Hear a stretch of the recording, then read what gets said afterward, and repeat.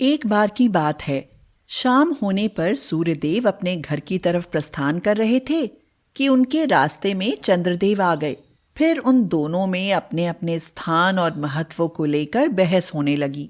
हे चंद्रदेव, जानते हो, धरती पर सब लोग मुझे प्रणाम करते हैं और मुझ पर जल चढ़ाते हैं। क्या तुम पर भी कोई जल चढ़ाता है या तुम्हें कोई प्रणाम करता है?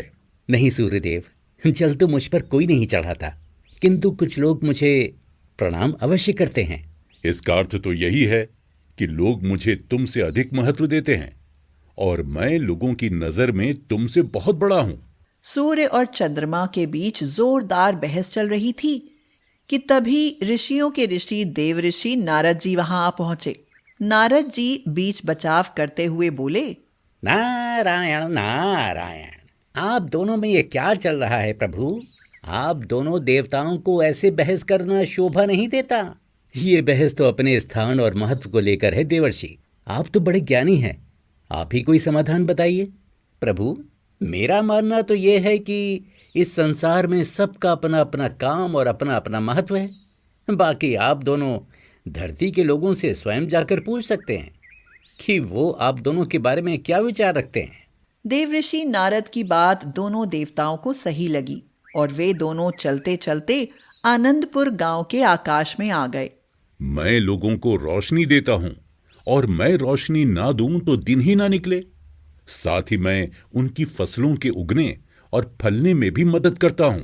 यह सुनकर चंद्रदेव कहते हैं, अगर तुम दिन में रोशनी देते हो तो मैं भी रात को रोशनी देता हूँ। बेशक मेरी रोशनी कम हो, पर फिर भी लोगों के बहुत काम आती है। अगर मैं रोशनी ना दूं तो रात में लोगों को कुछ भी दिखाई ना दे। बस इतना ही। सुनो चंद्रदेव, मैं ना आऊं तो संसार में हाहाकार मच जाए, अंधेरा छा जाए। और मैं ना आऊं तो रातों में घोर अंधकार छा जाए। आनंदपुर गांव के लोग उनकी बातें सुन रहे थे। उनको बहस करते देख सब लोग एक जगह इकट्ठे हो गए। फिर दीनू किसान की घरवाली आशा कहती है, हमारे लिए तो दोनों का ही समान महत्व है। हमें तो दिन में सूर्यदेव और रात को चंद्रदेव चाहिए। आशा की बात सुनकर दीनू को उस पर बहुत गुस्सा आता है और वह उसे धमकाते हुए कहता है, अरे तो चुप कर, तुझे कुछ नहीं पता। अरे हमें तो सूरज की ही रोशनी चाहिए, रात को रोशनी का करना क्या है? रात को तो बस सोना ही है। मैं तो कहती हूँ कि सूर्यदेव और चंद्रदेव दोनों अपने अपने समय पर आते जाते रहें। और मैं तो कहता हूँ कि रात में चंद्रमा ना ही निकले तो अच्छा है, क्योंकि रात को तो सोना ही होता है। यह सुनकर सूरज यानी सूर्यदेव ठहाका मारकर हंसने लगे और चंद्रदेव का मजाक उड़ाते हुए कहते हैं,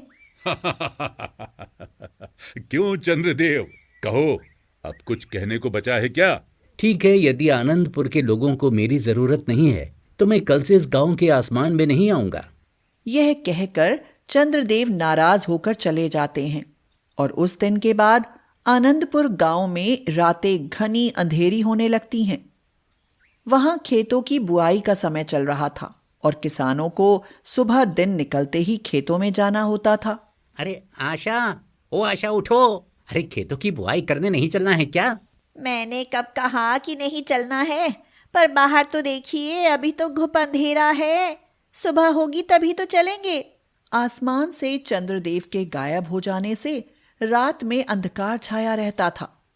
लोग देर तक सोते रहते थे और सूरज की तेज धूप निकलने पर ही उन्हें सुबह होने का पता चल पाता था। फिर सूरज निकलते ही लोग काम करने जाते तो जल्दी ही सूरज सिर पर चढ़ाता और बहुत तेज गर्मी पड़ने लगती। आसमान से आग बरसाने लगी है जी। मुझसे तो इस गर्मी में काम नहीं हो पा रहा। इस गर्मी में काम तो मुझसे भी नहीं हो पा रहा है आशा। चलो घर चलते हैं, कल सुबह आकर खेत की बुआई करेंगे। अगली रात भी चंद्रमा की रोशनी न होने के कारण सुबह होने का पता नहीं चल पाता और वे सूरज के आने के बाद ही खेतों में पहुंचते हैं। ओह, फिर तेज धूप। भला ऐसी धूप में खेत की बुआई हो ही नहीं पाएगी। यह कहकर दीनू सूर्यदेव को पुकारने लगता है और कहता है, हे सूर्यदेव, यदि आप रात को भी आएं तो हमें कभी चंद्रदेव की जरूरत बिल्कुल ही ना पड़े। हम जब चाहें अपने खेतों में काम कर लें। अगर तुम्हारी यही इच्छा है तो मैं रात को भी तुम्हारे गांव में ठहर जाता हूं। इससे तुम दिन रात मेरी रोशनी का लाभ उठा पाओगे। उस दिन के बाद सूर्यदेव रात में भी आनंदपुर गांव में ही ठहर जाते हैं। अब आनंदपुर को दिन रात सूर्य की रोशनी मिलने लगती है। इस हालत में लोगों को सुबह, शाम और रात होने का पता ही नहीं चलता। खेत में काम करता दीनू बोला, लगता है शाम हो गई है, अब घर चलकर आराम करना चाहिए। यह कहकर दीनू घर लौट आता है और फिर आशा से कहता है, अरे आशा, अरे बहुत भूख लगी है और लगता है कि शाम भी हो गई है, इसलिए जल्दी से खाना बना दो। ऐसी दोपहरी खाना कैसे बना दूं? अभी तो शाम होने में काफी समय बाकी है। ठीक है, तो फिर अभी रुक जाओ। कुछ समय और बीता तो दीनू पेट पकड़कर बैठ गया और चीखने चिल्लाने लगा और बोला, अरे सुनती हो, अब भूख सहन नहीं हो रही, जल्दी खाना बना लो। ठीक है, बनाती हूँ खाना, तब तक आप नहा धो लो। हाँ, ये भी ठीक ही रहेगा। यह कहकर आशा खाना बनाने लगती है और गर्मी से परेशान दीनू नहाने चला जाता है। कुछ देर बाद वह नहाकर आ जाता है और फिर दोनों खाना खाने बैठ जाते हैं। पहले तो दिन में 3 टाइम खाना खाते थे, पर जब से गांव में रात को भी सूरज चमकने लगा है 4-5 टाइम खाना हो जाता है। हाँ, वो तो है, रात तो होती ही नहीं ना।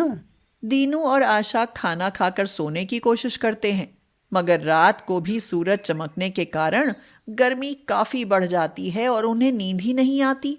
देखो तो कितनी गर्मी है, ऐसी गर्मी में नींद कैसे आए भला। अब तो रात को भी गर्मी से राहत नहीं मिल रही।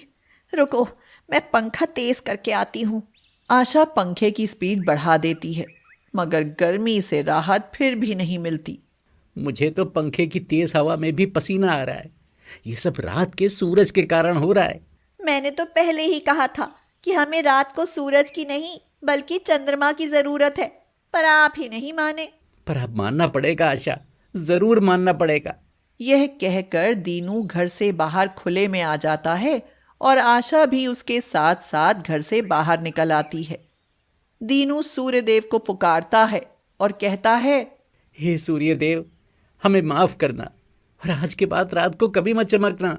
हमें रात को चंद्रमा ही चाहिए सूर्यदेव। मैं तो तुम्हारे कहने पर ही रात को ठहरा हुआ था, अब तुम कहते हो तो मैं चला जाता हूं। सूर्यदेव यह कहकर चले जाते हैं और फिर जैसे ही अंधेरा गहराने लगता है, दीनू और आशा चंद्रमा को पुकारते हैं, हे चंद्रदेव, हमें क्षमा करो और जल्दी से हमारे गांव पधारो। दीनू जैसे ही चंद्रदेव को आवाज लगाता है, चंद्रदेव तुरंत आसमान में प्रकट होते हैं और पूछते हैं, कहो, क्या कहना चाहते हो? हे चंद्रदेव, अब से रात को आप ही आना। हमें दिन में सूरज और रात को आप ही चाहिए, हम आपके बिना नहीं रह सकते। हम आपका स्वागत करेंगे और आपको भी हर रोज प्रणाम करेंगे। और सूर्यदेव की तरह हम आपकी भी पूजा किया करेंगे चंद्रदेव। यह सुनकर सूर्यदेव चंद्रदेव से कहते हैं, चंद्रदेव, अब मैं समझ गया कि आप अपनी जगह सही हैं और मैं अपनी जगह। हम दोनों का अपना अपना स्थान और अपना अपना महत्व है।